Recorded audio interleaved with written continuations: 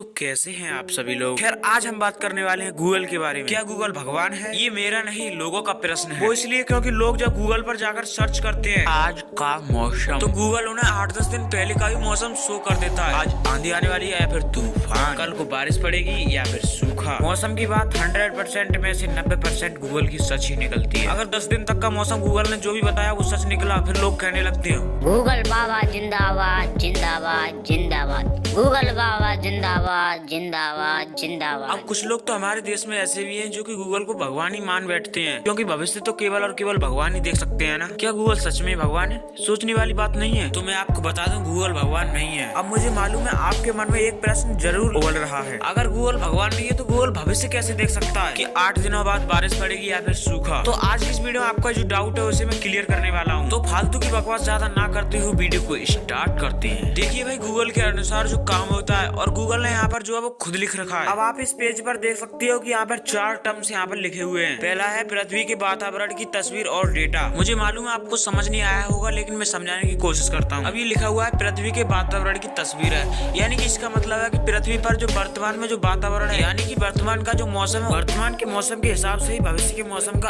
अनुमान लगाया जाता है। अब दूसरा यहाँ पर लिखा हुआ है बारिश हवा की गति और दिशा का पता लगाते हैं। अब इसका मतलब यह है कि जो हवा चल रही है उसकी गति कितनी है और किस दिशा को चल रही है और कितनी ठंडी चल रही है, उस हिसाब से भविष्य का मौसम जो है उसका अनुमान लगाया जाता है। अब तीसरा यहाँ पर है तापमान, हवा, आर्द्रता और दबाव को मापते हैं। देखिए अब इसका मतलब यह है कि वर्तमान में जो हवा चल रही है उस हवा में कितना तापमान है, वह गर्म है या फिर ठंडी है। वर्तमान का जो मौसम है उस हिसाब से भविष्य के मौसम का अनुमान लगाया जाता है। और चौथा यहाँ पे लिखा हुआ है समुद्र में तैरते उपकरण और जलवायु डेटा रिकॉर्ड करते हैं। अब इसका मतलब यह है कि समुद्र की जो लहरें हैं वो किधर की ओर जा रही है और किधर से आ रही है, और लहरों की जो गति है वो कितनी स्पीड से है। इसी को देखकर भविष्य के मौसम का अनुमान लगाया जाता है। अब हम बात कर लेते हैं कि भविष्यवाणी कैसे होती है। वर्तमान परिस्थितियों और पिछले डेटा को देखकर यह पता लगाया जाता है कि 8 दिन बाद का मौसम कैसा रहेगा, जो कि मैंने आपको अभी बताया था। अब आपको यहाँ पर नीचे कुछ लिखा हुआ दिख रहा होगा। हालांकि यह पूरी तरह सटीक नहीं होता, अनुमान में ही बदलाव हो सकता है। मैंने आपको वीडियो की शुरुआत में बताया था कि गूगल जो मौसम का अनुमान लगाता है उस अनुमान में 100% में से 90% ही गूगल का ठीक निकलता है, और यानी जो कभी कभी गूगल मौसम के बारे में गलत बताता है वो 10% झूठ में ही आ जाता है। इसी तरीके से गूगल जो है भविष्य के मौसम का अनुमान लगाता है। तो फिर चलिए आज के लिए बस इतना ही। अब मुझे यकीन है कि आप गूगल को भगवान नहीं मानोगे। अब अगर आपको वीडियो पसंद आई तो वीडियो को लाइक करो,